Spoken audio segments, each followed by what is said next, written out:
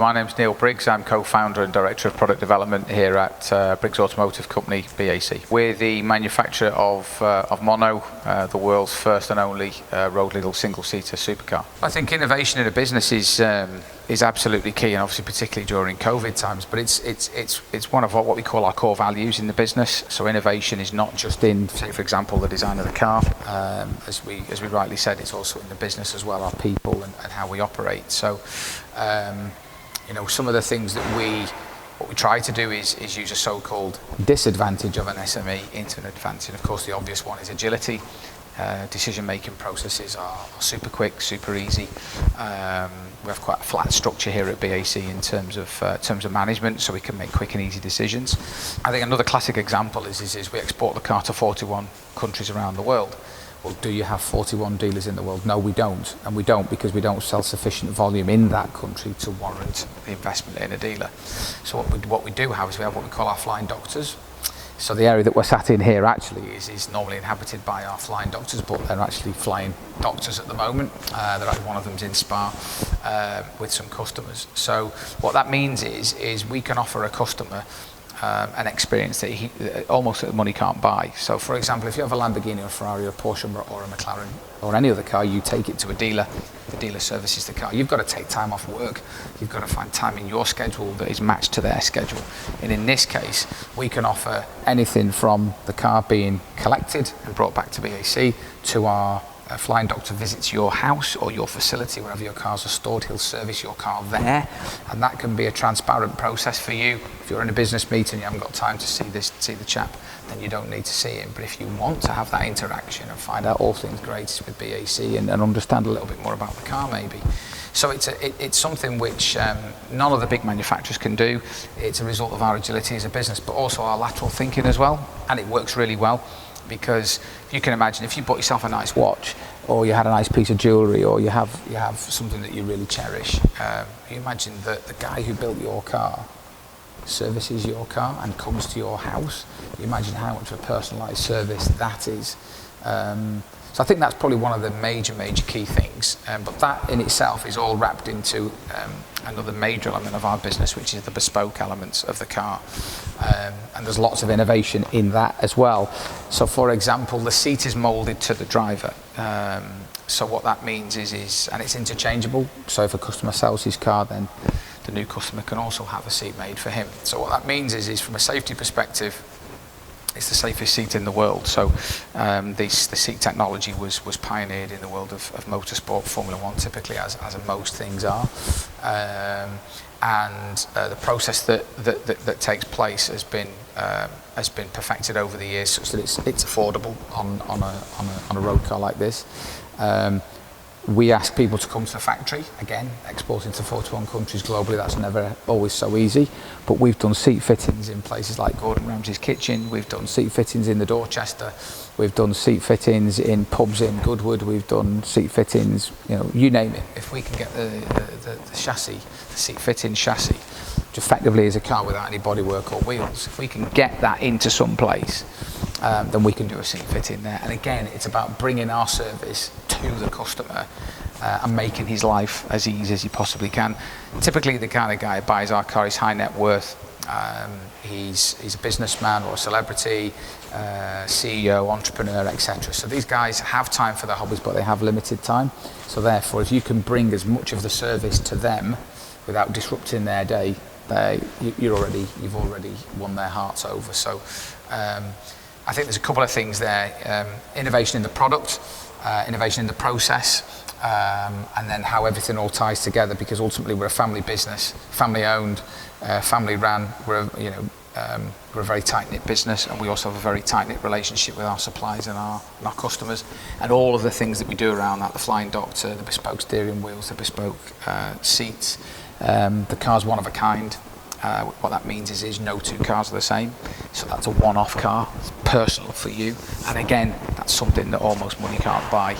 Or if you can, then it's serious seven-figure sums with all the major manufacturers. So yeah, there's a lot of it, but it's a strategy that all hangs together and is all complementary to each other. Innovation comes from lots of different angles, I think. Ultimately, it's a desire and an interest in new applications and new technology. And that comes from, I think, whether that comes from birth or whether that comes from nurture of what you've seen in your life and the things that you're interested in.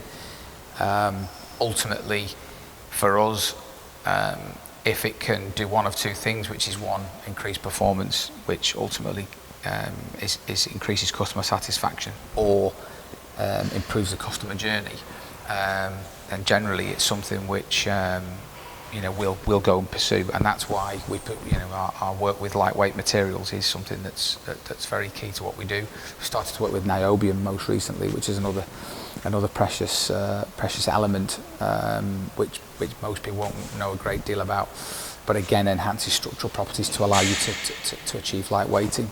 We don't intentionally come in every day and think, how can we innovate? I think it's just a value that you have as an inquisitive person or as a creative person. I'm an engineer by trade, if you like, and Ian, who's my brother and co-founder, he's our director of design, so he's very creative, but at the same time, so we're both lateral thinkers that go through this diverse, convergent approach, and I think it's something that it's a value that we've managed to instill in everyone within the business. Actually, how can I, if I'm following the process to build a car that's a repeatable process, how can I innovate?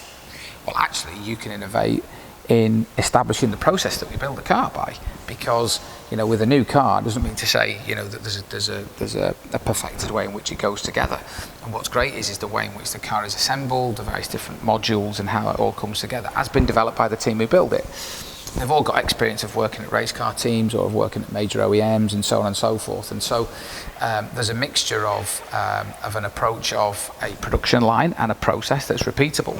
But at the same time, because of our volume, we don't need to invest in production lines and everything all hanging from the roof and full automation.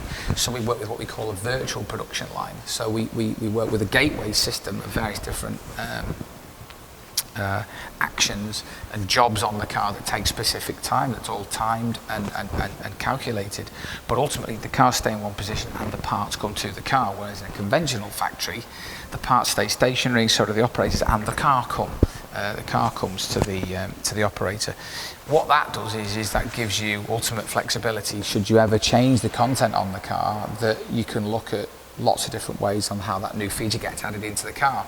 Whereas mass manufacturers are restricted by the particular point on the production line where you can fit a new sat-nav system or you can fit a new feature, and they're limited to all these various different areas. And so, as I say, being an SME, it allows you to think more laterally, and it allows for a lot more room for innovation. That's not to say innovation doesn't exist in bigger companies, because of course it does. But what we're trying to instill in the business, I think we're really there with it now, is that everyone thinks, how can I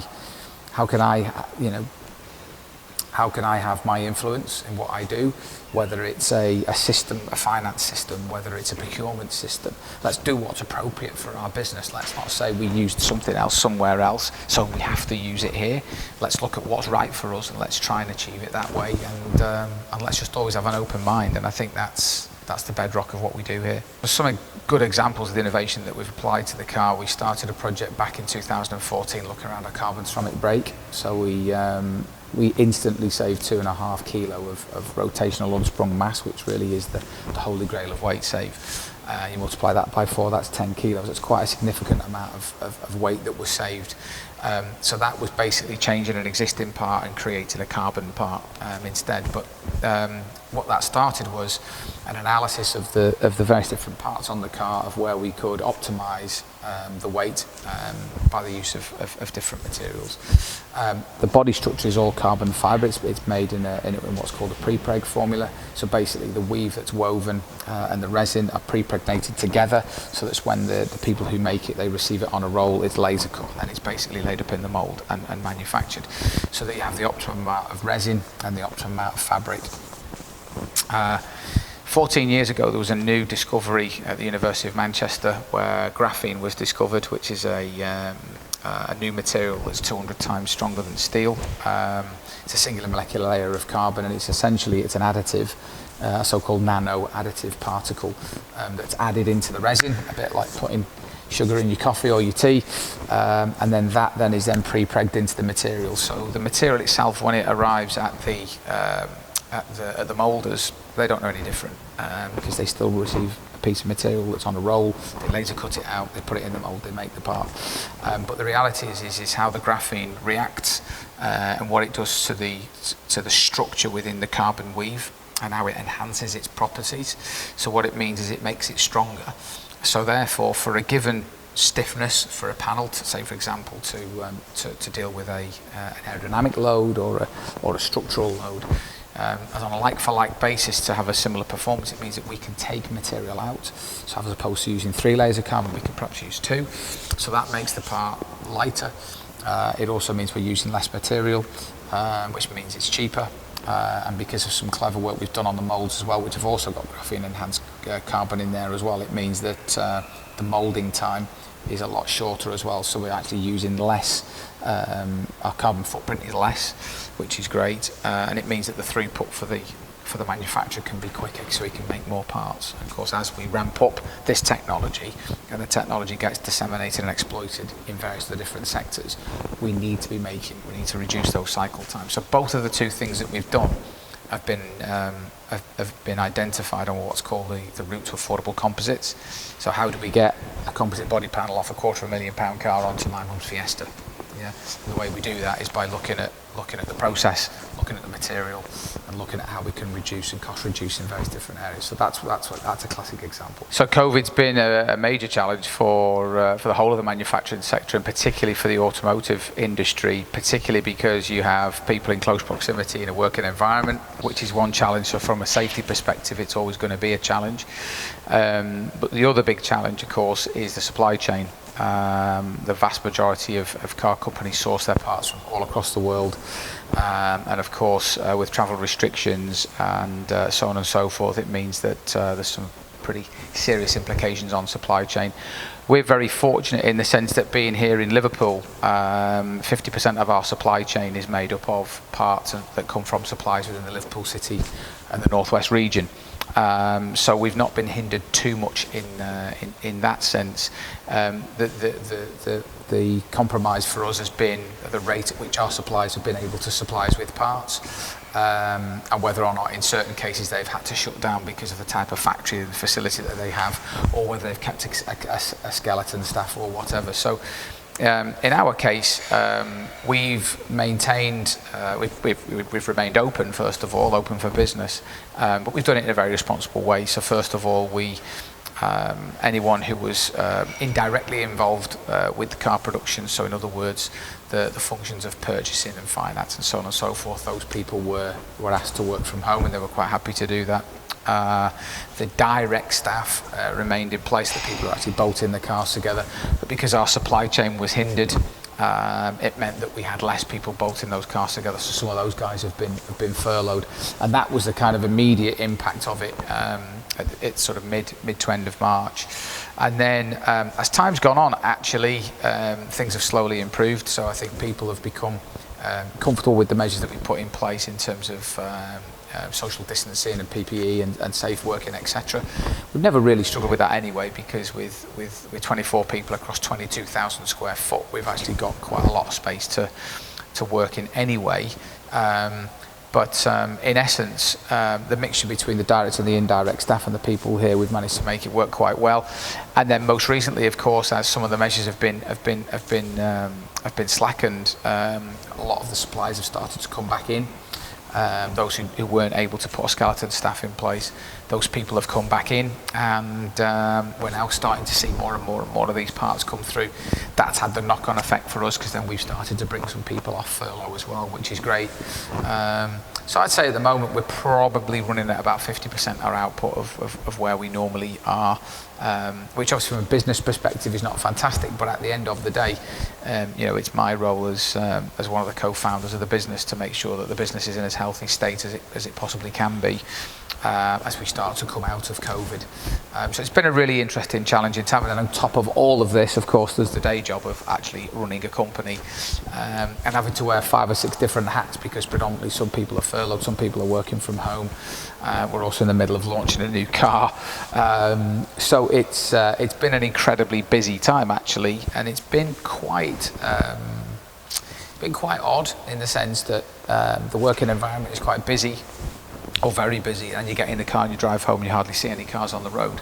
That was quite a weird experience. Of course, now it's starting to get more busier and busier, but it's been a challenging time, and I think at the end of the day, you can either take these challenges in one of two ways. You can either, put up the barriers and lock the door and hope for the best, or you can just, put your shoulder to the coal face, get involved and just do the best that you can and exploit the relationships that you've built up with your suppliers and your employees over the last 10 years and do the best you can, and that's what we're doing. I think we've all got first class honours degree from Oxford or Cambridge with the benefit of hindsight.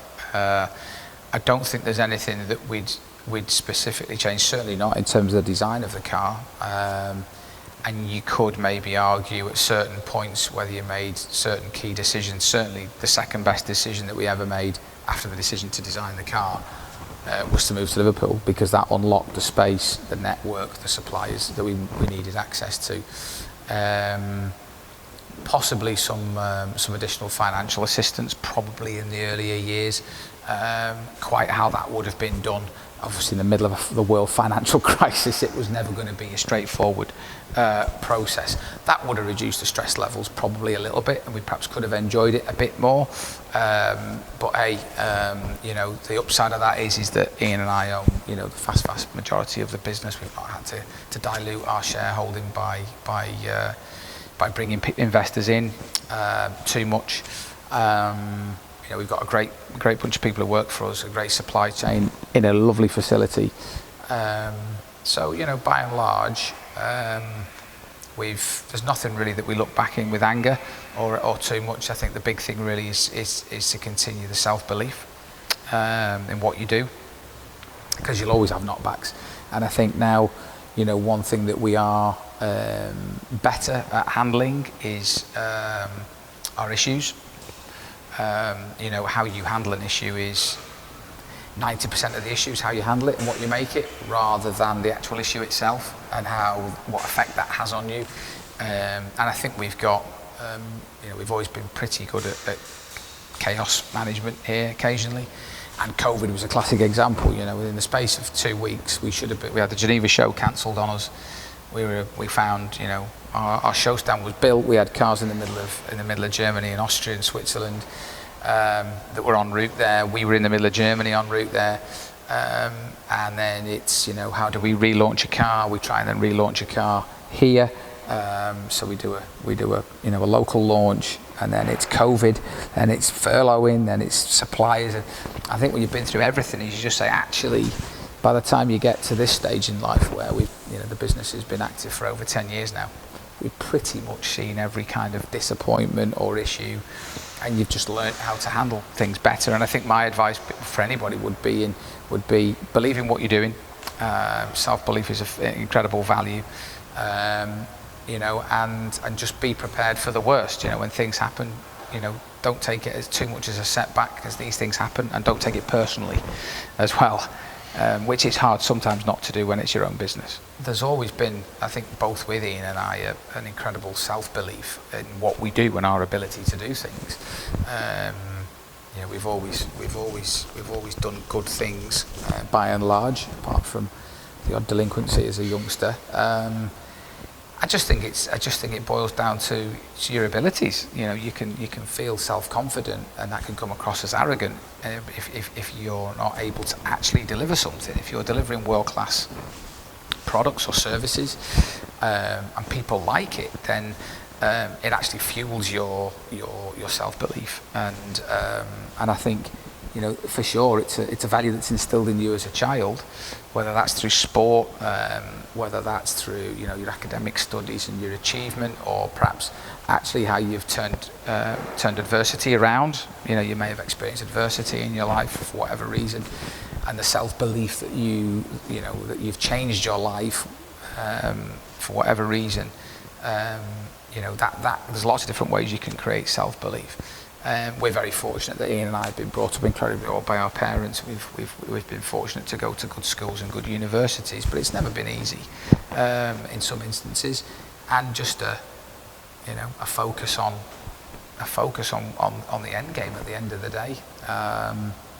And ultimately, when it comes down to the product, we absolutely knew that the market was there for this car. You could almost say it was a car designed by enthusiasts for enthusiasts. It was a car almost designed for us. Of course, we couldn't afford a car. We're getting there now. But if we sit in the car as if this was for me, where would I want the brake bias? Where would I want the light switches to be? I would love to take the steering wheel off and walk into the pub with my steering wheel. I don't want my car keys. I don't need a set of car keys. I want to walk in with my steering wheel. I want to take the wheel and show these people I'm one of a kind. I don't follow convention. And okay, we're going to need a bag for that, and that'd be nice, wouldn't it? And what about a jacket? And it just goes from there. And it's actually all stems, I think, a lot of it from this clarity of what the product needs to be about, what you believe in. Believe in yourself, believe in the product, because then once the product has been designed, the product will do the talking for you. And I think it's incredible to reflect and do things like this, where we export the car to 41 different countries worldwide. That's bonkers, isn't it? There's cars driving around LA, New York, Tokyo, south of France, Germany, Myanmar, wherever that is, Hong Kong. All across Europe, Brazil, Canada, Mexico City. I mean, it's crazy. And thankfully, there's enough people out there with the vision that this vehicle is the right tool for the right job. And I think a lot of that comes from its association, possibly with Formula One, because Formula One has such a big audience. So there's this admiration of this performance vehicle. And some people see it as a Formula One car on the road, which of course it isn't, but they see that singularity of purpose and they can connect with it. So I think a lot of it's connected. You can be an innovator and you can have a lot of self-belief, but ultimately it comes down to the execution and how you execute that in your product. Life is what you make it, and that's the same with work. You can come to work with an attitude of wanting to change the world and make the world a better place and make the work environment a better place and look at innovative ways in which you can do that, or you can just follow convention. And of course, a business that's been founded on producing a vehicle that only has one seat and being a very disruptive business, then of course we've had to look at ways in which we could work around some of the challenges and work with our suppliers. And in many cases, if it's humanly possible, then we'll do it. And if that means we have to get in a van and go and collect some parts from one of our suppliers that's closed to keep things moving, then that's what we've done. If that means remote working and audio working, whatever, then it's really that can-do attitude. And I'm saying, look, we won't be beaten by this. And I think that's one thing that England has is that British spirit of stiff upper lip and the show must go on. And I think that's been absolutely the case here. And thanks to all our suppliers who've supported, and of course the employees who've been absolutely brilliant. So if you want to know more about BAC, go check out our website, which is bac-mono.com. We're across social media at Discover Mono on Instagram, Twitter, and on Facebook. Lots of great content, and also check out our new merchandise as well. If you want to be part of the team, you want to feel part of what we're doing, and hopefully we've inspired you a little bit with this video. Thank you very much for watching this video on For You. Don't forget to click and subscribe, and stay tuned for more great videos.